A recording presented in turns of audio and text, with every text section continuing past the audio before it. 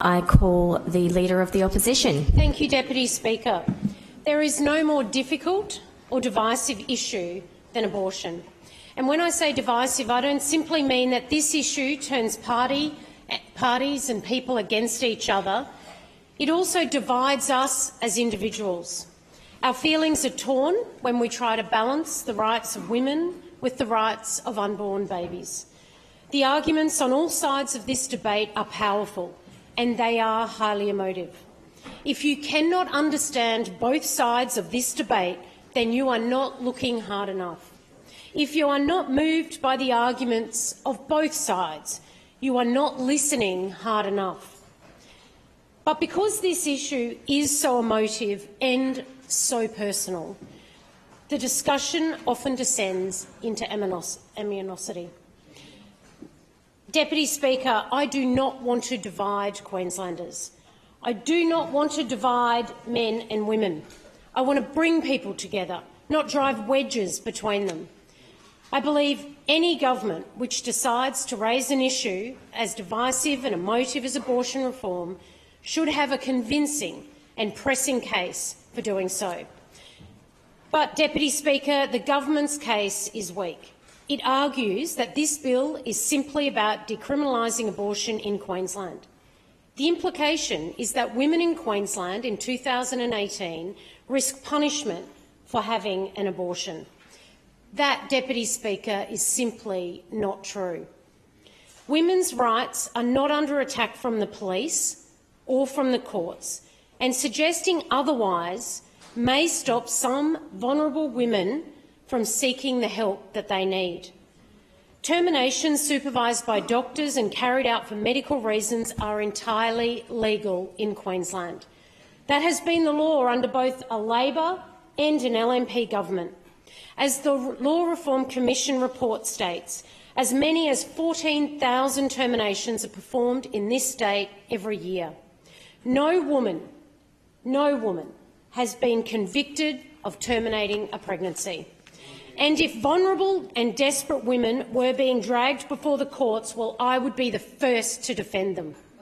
This bill is not about protecting women from persecution. So why is this legislation before the House? It is before us because of politics, pure and simple. After the last election, the left faction took control of Labor, and Labor controls Parliament. We now have the most ideologically driven government Queensland has ever seen, and it is determined to destroy the consensus that has emerged on this issue over many years. Politically posturing and political advantage is what matters to the left. As the first woman to lead the LNP, I have been consistently and cynically targeted on this issue. But I have not reacted to those taunts. My position has always been that the LNP party room would consider the bill after it had been examined by the committee. At that meeting, I moved a motion that was unanimously supported, that the LNP members be given a conscience vote on this bill. My own view is that medically supervised terminations for medical reasons should remain legal. I believe that it is essential that terminations are medically supervised to protect women from serious risks to their physical and mental well-being. But I do not believe that abortion should be available on demand. And as a woman and a mother, I could never support abortion on demand at 22 weeks. That is almost the end of the second trimester, which is a time that experts say a baby is fully formed and growth continues. I remember the joy that Jason and I felt when we had scans and when I was pregnant with each one of my children. I remember watching our babies moving on the monitor, seeing their heartbeat and feeling them kicking inside me. Nothing was more precious to me than feeling those tiny kicks grow stronger, knowing that a new life was growing. So I cannot go along with the pretence that abortion at 22 weeks should be coldly regarded as simple clinical procedure. And I certainly cannot support provisions which will allow abortion for social reasons between weeks 23 to full term. That is what this bill will allow. I'm sure the bill's supporters will say late-term abortions would be exceptionally rare. That is not what this bill states, and my conscience cannot allow me to support it. Instead of allowing termination in the final trimester of pregnancy, we should be offering more support to women. But the government's framework doesn't provide any counselling services. It includes absolutely no protections against women being pressured into having a termination. The framework supposes that every woman will somehow have all of the information and all of the support she needs to make an informed choice, and that women are never pressured into abortion.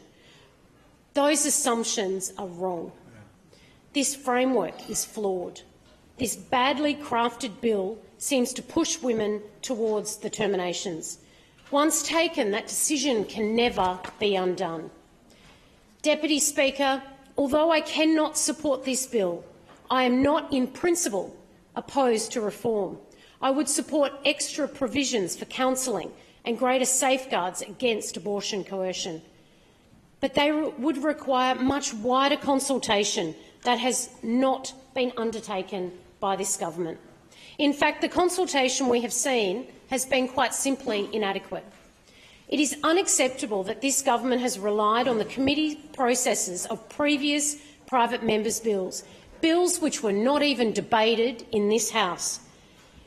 There are other aspects of the current framework that could be reviewed, including amending the Criminal Code to explicitly protect medically supervised abortions for medical reasons.